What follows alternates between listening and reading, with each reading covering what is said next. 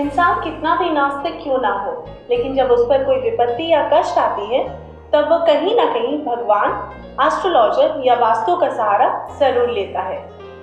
नमस्कार, मैं रिंचा स्वागत करती हूँ वास्तु विज्ञान में। आज वास्तु विज्ञान में हम बात करेंगे आपकी फैमिली के सबसे छोटे मेंबर के बारे में।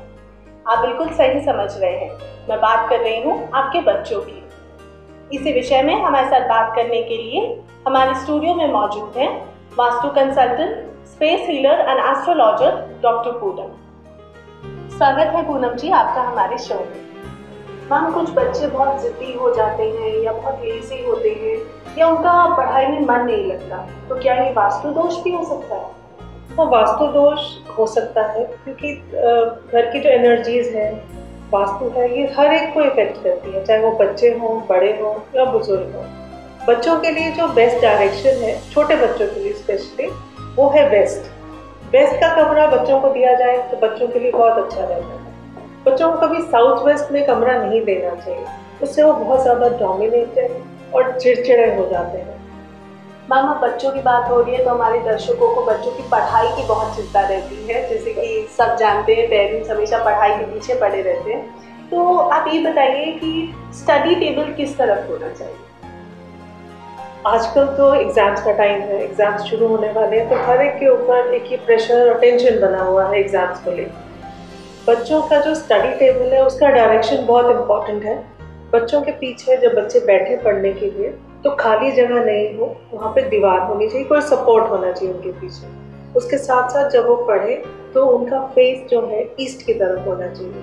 इससे बच्चों का पढ़ाई में मन भी लगता है और जो वो याद करते हैं वो जल्दी जल्दी उनको याद हो जाता है।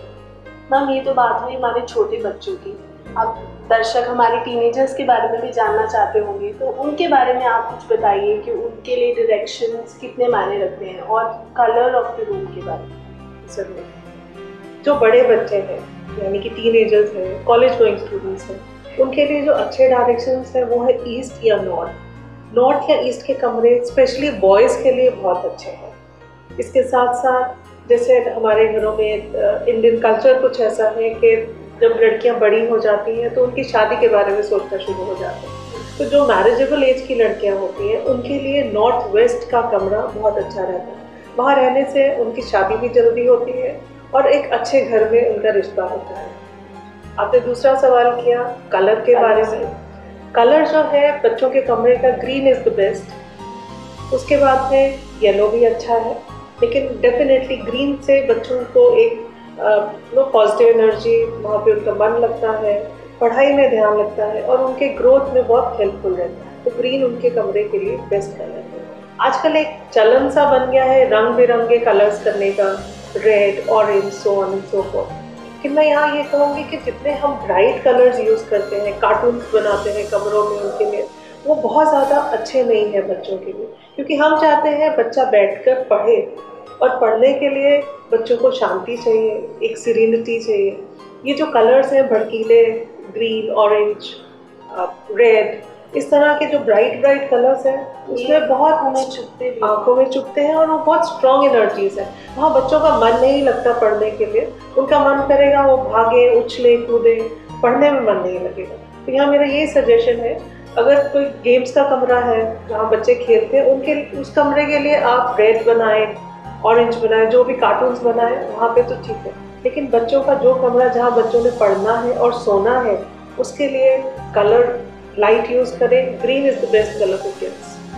थैंक यू मैम, आपकी बातों से मुझे तो बहुत कुछ सीखने को मिला है। उम्मीद है दर्शकों को भी बहुत कुछ नया जानने को मिला होगा। ये तो बात हुई आज बच्चों के बारे में, लेकिन अब हम फिर आएंगे अगले हफ्ते कुछ नए टॉपिक के साथ, एक नए विषय के साथ। लेकिन तब तक के लिए आप देखते रहिए mypropertyfact.com।